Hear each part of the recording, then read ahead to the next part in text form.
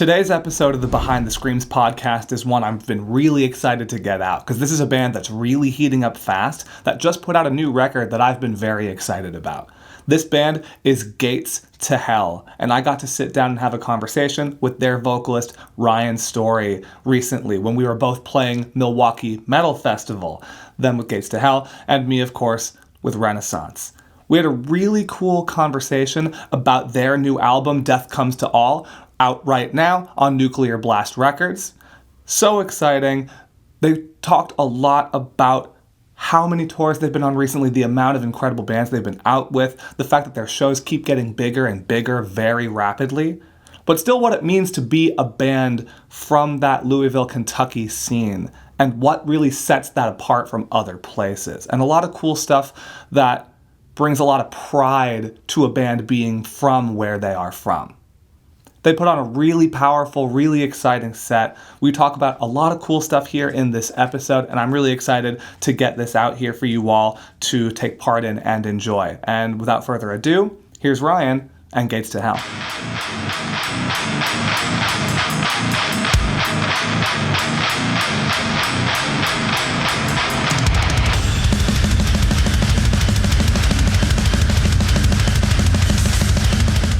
We are sitting here today with Ryan from Gates to Hell. How you doing? Yo, what's up? Not too much. Hell yeah. Appreciate you sitting down with us today and hanging out, considering like you just had to run in and load in. Yeah, we got here a little late, but it was not too bad getting in and everything. A lot of stairs though. Yeah, a lot of stairs. Yeah, I remember that last time we played too. I was like, oh damn. We walked in, I was like, great, we gotta carry our heads up. Yeah, Raven Milwaukee is definitely a maze, but such a cool, iconic place. Yeah. And you said you played here before, right? Yeah, we played the first year that they like came back with Milwaukee when Josta picked it up. Yeah. We got to open, I think the last day, in the like middle room. Very sick, very sick. And you stoked for today? Oh, very stoked for today. I mean, even the first time we got to play, it blew like our expectations of what to expect. Like we were like not like opening, it was always difficult, but the room was fucking packed. It was awesome. So. That rules. Yeah, I was noticing that yesterday when we played. Like everyone in attendance is just so stoked on everything. Yeah, everyone's here to check everyone out. I've noticed that. That's really, really sick. And then even just a few days ago, you were just telling me you had to do that crazy drive from Florida to here because you just got off of Welcome to Rockville. Right? Yeah. We played we got to open the first day of Welcome to Rockville, and then we beelined here, but we had a show or two on the way. But I mean, yeah, it was a good amount of driving just between a few days. And that's crazy because that fest is gigantic. How was that Massive. for you? It was very cool. We were very nervous because again, like we're getting into these festivals and stuff. We played 30 minutes after they opened doors, but people were like literally running in from the gates like to get in and watch, and by the time we ended there was way more people than I would have expected to be like already in there. So it was really cool. They do like the best they can to get as many people in as they can. So yeah, and the festival crowd again there is just so enthusiastic. I saw a clip of people literally just sprinting through the gates. Insane. It's crazy. Like people love those fests, like I've never been like a big attendee on fests that large because like I think it was 70,000 people that went to this Rockville. It's just like there's so many people to be around and shit. So, but it was a really cool experience. So. Yeah, definitely. And with that in mind, let's going through a day like that on such a big legendary fest. It's really cool to see music like as heavy as this and as all over as this, being able to do such big festivals like here in the U.S. It must feel really, really cool to be able to kind of genuinely be yourselves in this kind of environment. Yeah, I would definitely say so. Hell yeah. And with that in mind, with all of these new songs I can imagine you've been playing off of this new record, Death Comes to All, how has that been playing that from like your own kind of shows in different scenes and then bringing that into these much larger audiences too? It translates pretty well in my opinion. I noticed like when we play like these bigger things like this, people are almost like more like willing to like get into things, and like I find it pretty easy to like command a crowd and get them to like move and like, bang your head or mosh, circle pit, anything like that. Like people are like, they paid a lot of money to be there, which is like, it's rough, it sucks, but I feel like are there to get their money's worth, and like people are always going crazy like all those big fests and shows like that. So. Yeah, seriously. I feel like, especially like with the price tag or like other elements around a fest, like people are showing up kind of ready to have a good time. They're kind of already stoked before anything's happened. And sometimes, even though people can get that stoked in a small club, you almost have to like convince them to have a good time. It's like when the crowds are like smaller, especially if you're playing to like a crowd that doesn't really know you and it's smaller, it can be like difficult because there's less people there. So like I feel like people feel more aware that there's less people there, and so more eyes are like on the smaller people and stuff like that, and it's harder to get people engaged, which we've kind of been lucky. We usually can get the crowd like moving pretty much anywhere, but That rolls. Every once in a while, we'll play like a smaller show and people are like, yeah, all right. And I'm sure everyone, but yeah. Like there's nothing wrong with, and there's kind of a beauty in like more of like that intimate style Definitely. show too. And it makes me think of that music video y'all put out recently for Crazed Killer. I believe when I saw that come across my feed, like the energy is so good. Yeah, that must have been so fun to film. Doing that music video was a lot of fun. We do like typically still play like we occasionally will play like small like 100, 200 people shows at home. And I feel like people like at home obviously know our vibe and energy, so like people just go crazy. It's very nice. And y'all are from Louisville, right? Yeah, like pockets like that. Louisville is starting to happen in Nashville, definitely starting to build again in Boston. Like we have all these pockets where I feel like scenes are starting to really be a thing again in like a much bigger way, which I feel like is really cool. And I've definitely seen a lot of like y'all and others from that area like really banding together to make something special. What does having like a genuine like music scene mean to you, and what do you feel like that means to the band and like the identity of what you're doing? I mean, so I've been involved in like the music scene that I'm from for a very long time, and it's definitely super, super important because like, I mean, most of those people are my family, so like, like creating something that like sticks around for so long is just like really nice to like know you can always be able to see your friends like even on a monthly basis at shows and stuff, which like it's been kind of a bummer with like touring as much as like Gates has, that we don't get to like be around our like friends and family as much. But it's nice to come home and know like shows are insane and you get to see all your friends when you come home and stuff. So yeah, having the ability to put so many of the people you love into one space at one time is something not many people have like the power to do like in regular day-to-day life. So that's definitely a really special thing. Yeah, it definitely is. What do you feel like sets Louisville apart from other music scenes that you've seen from afar or kind of like passed through? I wouldn't really say Louisville is like different or like set apart, because like touring as much as we do and like getting to see our friends in different cities and playing a lot of shows, like it still feels that like we'll go to a lot of different cities and it'll feel just like home. Like I feel like honestly like a lot of places are just kind of like, I don't want to say like the same because they're all like special, but they're just like all in that great place where like, yeah, you could just go to like Nashville or like just anywhere close by and it feels the same, because like you just kind of created that, like a lot of like those smaller communities like meet with each other and stuff like that, so it's kind of like the same a little bit. Yeah, for sure. And it is cool to kind of have that feeling like home away from home in a lot of places, especially when you're a band like touring as much as you guys are now, kind of being everywhere all the time. Yeah. And you said today's the last day of a tour for you, right? Yeah, I mean, technically the last day was yesterday. We did have one of the bands on the tour like have to like go home because they're not playing like the fest today, so yesterday kind of felt like the last day, and then some of us are playing, so at least it's nice to get to hang with everyone that was on the tour one more time. For sure. And how was the tour for you leading up to that? The tour was amazing. It was a lot of fun. Like, we've played shows with Maul before. We've played shows with Your Spirit Dies before. We've toured with Frozen Soul before. We've toured with the KC Strain before. So, like, day one, A lot of homies. yeah, everyone was like, you don't have to do the weird, like, hi, nice to meet you. Like, everyone already knew each other. You don't have to, like, figure out weird vibes or anything like that. So, and then, like, the shows as well were just, like, awesome. They were incredible. So I can imagine. I mean, every band on that bill, like energy. Yeah. So sick, and stoked to see so many of y'all play today. And with that in mind, in terms of that kind of energy, how does it feel kind of going into something as big as a fest like today at the tail end of a lot of different shows? I'm definitely tired. I know that we're all like, that's why we kind of were late today.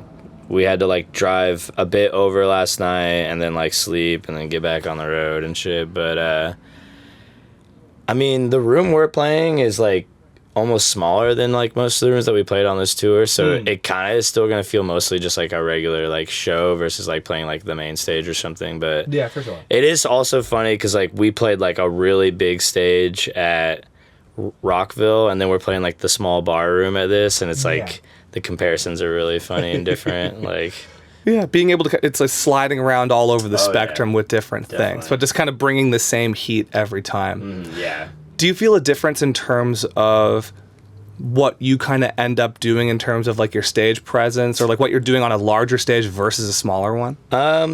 We try to give the exact same performance, like no matter where we're playing, like floor show, like massive stage at Rockville, or like, I mean, we don't have any room on that bar room stage because there's 2 sets of drums set up and stuff. Yeah. But I mean, we always do like a really good job of just trying to give the exact same effort that we always would, you know.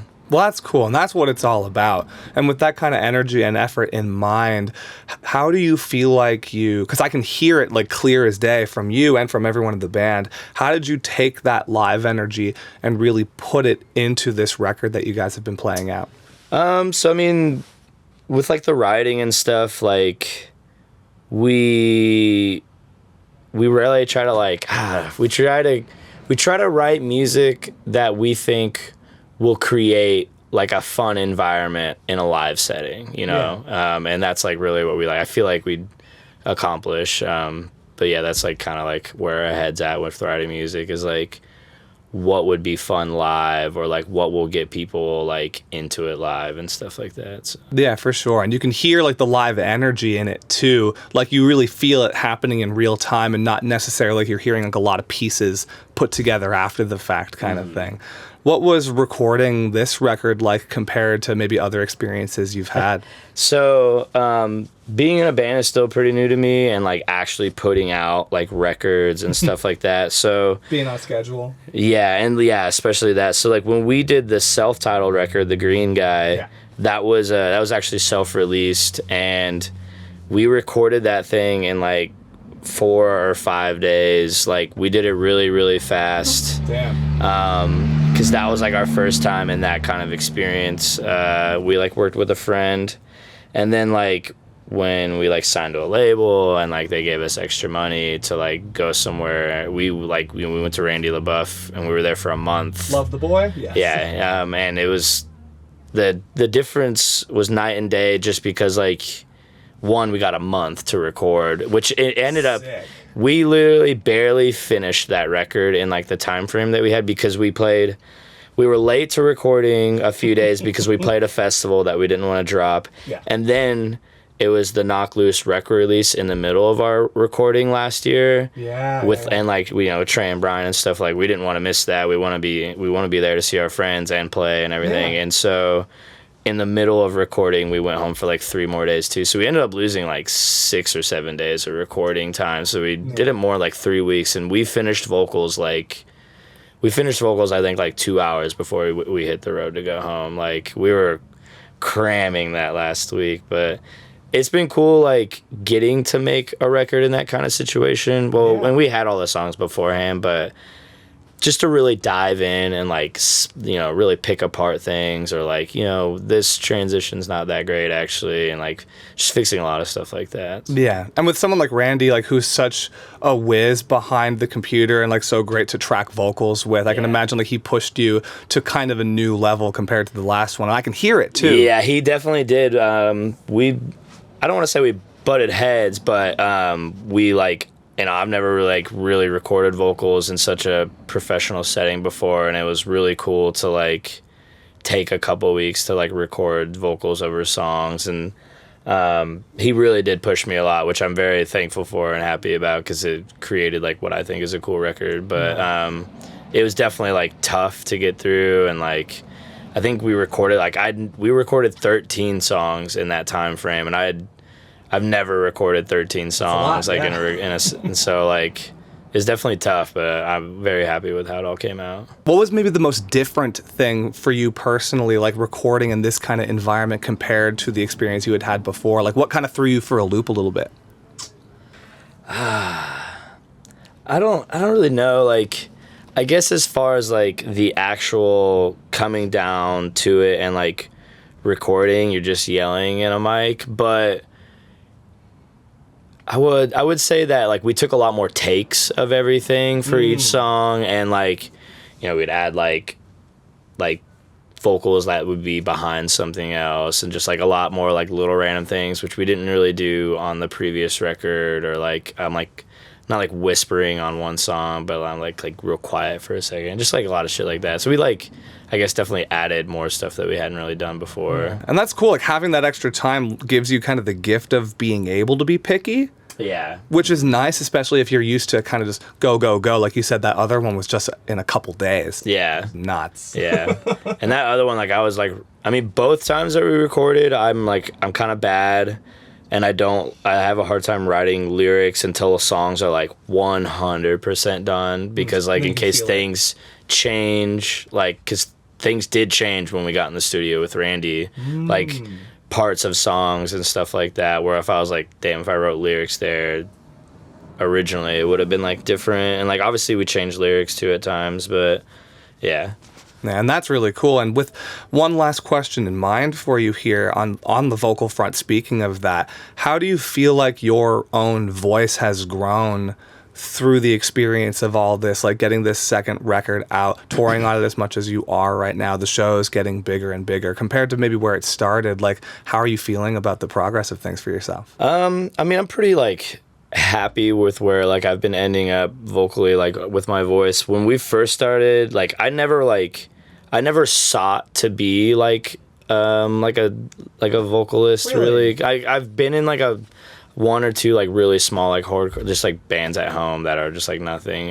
But like Seth asked me to do the band, and I think I even originally was like, oh yeah, maybe like I'll play bass or something. But then listening to it more, I was like, I think I could actually like maybe sing for this. So like I didn't know what I was doing at all when the band first started, and I was just like going at it, like yelling and shit. Like, but as like each release has kind of progressed and I've worked with people who record, I've like definitely mastered a little bit more of what like I guess my style would be, which I've noticed like my voice has gotten deeper over the last couple of years with like singing, and I've learned how to not shoot my voice out and stuff with like warming up and shit like that. But yeah. That's cool. And like the kind of depth and intensity that your voice has, like listening to this record front to back like I have, is really, really cool, and kind of hearing the progression of where that's gone. And I'm really excited to see you guys live for the first time today, because this will be my first time seeing you guys. Sweet. Thanks for sitting here with us today. I'm excited to see you. I can imagine y'all are excited to play the fest. Yeah. And good luck with today and all the rest of the stuff that you have going on throughout the year. Cool. Well, thank you. It was very great to do this. Thank you for having me. That was awesome. I had a really good time talking with Ryan from Gates to Hell about all of these different things you just heard today, and I'm definitely excited to see them again. And I have a little bit since then too. Now, that in mind, when it comes to what I've been thinking about with this episode and what to show you all here today, I've been thinking about what having that more hardcore edge to your vocals really means. And that doesn't necessarily always mean having this much louder kind of shouted element to it necessarily. The more I listen, the more I dive in, and the more I work with people in this world, I see that it's really about just the strength that the words have, the way that people are saying the lyrics, that delivery, and the energy that you can sense coming from behind it. That doesn't always have to mean it sounds shouted, but I'm going to show you all here today a couple of different things to think about if you want to add that kind of edge, that kind of bite, and that kind of energy to what you're doing with your vocals. I'm going to give you all 3 different things to think about here. What we're doing with the face, what we're doing with the head, and what we're doing with the body, and how all of that is going to come into play when it comes down to how we are accenting and emphasizing different things in our songs and within our lyrics. When it comes to the face and what the lips are doing, you definitely want to exaggerate the way you are saying your words. As I do that for you all right now, you can hear that there's this extra kind of emphasis behind all of my different vowels and consonants as I really move my lips out and forward, and with more intensity than I would ever really need when just talking to someone regularly. That extra movement is going to help give your sound, let's say, with very commonly within this kind of world of music, if we use a fry scream, yeah! Within this, and I start to even just speak with a regular fry scream, I'm not moving very intensely, so the sound just kind of sits. There isn't that much flair to it. Now, if I start to overpronounce a little bit, I can add a little bit of extra punch to my words. Whoa! Because that extra movement is helping to really send that sound out with a little more ferocity and with greater momentum.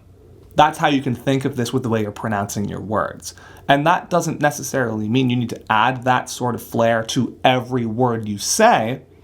It's really just about making sure you really dig in with the pronunciation where you really want that extra kick there. And that's going to make a huge difference.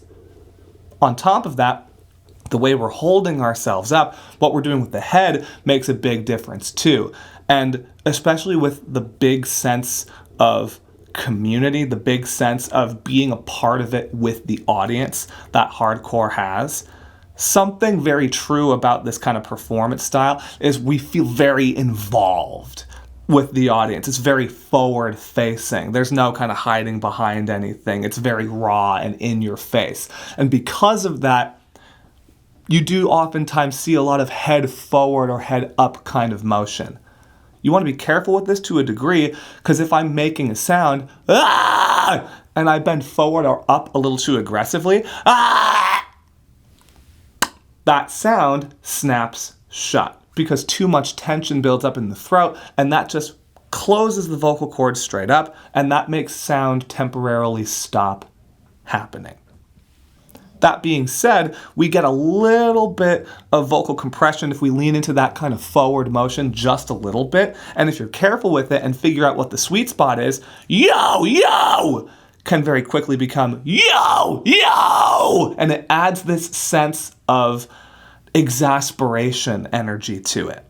Because there's a lot of energy and a lot of feelings behind what these songs are about. And you can really feel that and hear that when you see bands like Gates to Hell and many others live, and when you listen to their albums that were recorded in the studio. That being said, take the time to find your sweet spot with this, yo! And that will really help you to gain access to that kind of exasperated feeling without throwing it so far that it gets in the way of other things. And speaking of that kind of physicality, that's where we get into what the body is doing. Because the big thing you'll notice if you've ever been to a show, like with a band like From Gates to Hell, no one is standing still, neither on stage or in the audience. When you're moving around, your body language is going to play a huge part in what your tone sounds like. If I kind of put on this kind of tougher, more rigid, like really like rocking around the stage kind of attitude, and add that to my scream, that's going to have a really big effect, yeah, yeah, on the sound, just because of digging in physically. That being said, there is such a thing as taking that overboard, because we can kind of squeeze and push and feel like we're almost taking the performance out on ourselves, to the point where, once again, the sound can just close up, and that distortion and that all-important sound that makes it sound like a scream and not just talking will just kind of close up, and sound can just stop again entirely. So keep this in mind when you're practicing your stage presence if you are someone working on performing and being in a band of your own. Keep this in mind with the way you run around, with the kind of movements you like to do, and make sure you're able to go through things in a way that feels good, but that isn't unintentionally getting in the way of your scream and your sound. And that's what I want to leave you all thinking about here today. I hope that's helpful. And I know I've helped many, many people within this world of music and beyond on these exact same things, talking about this in this exact same way. If you want to see more of your favorite artists here on the Behind the Screams podcast with me, definitely comment their names below. Let us know what you want to see, what you want to see us talk about, and we're always listening and watching out for these things. You never know what we're going to be able to do here. And if we ever have Ryan back, if you ever have any other questions about Gates to Hell and their new music and all this touring they've been doing, leave some comments for them here below too. I'm sure they'll check that out. Thank you all for hanging out here with me today. I'm your host, David, here from Extreme Vocal Institute, here hosting the Behind the Screams podcast. I love being able to give you all an inside look at what happens within the touring world, within the minds of different vocalists, and letting you know what it really takes to do this and to be this. And I'm glad that you're all enjoying this too. And until next time, you all take care.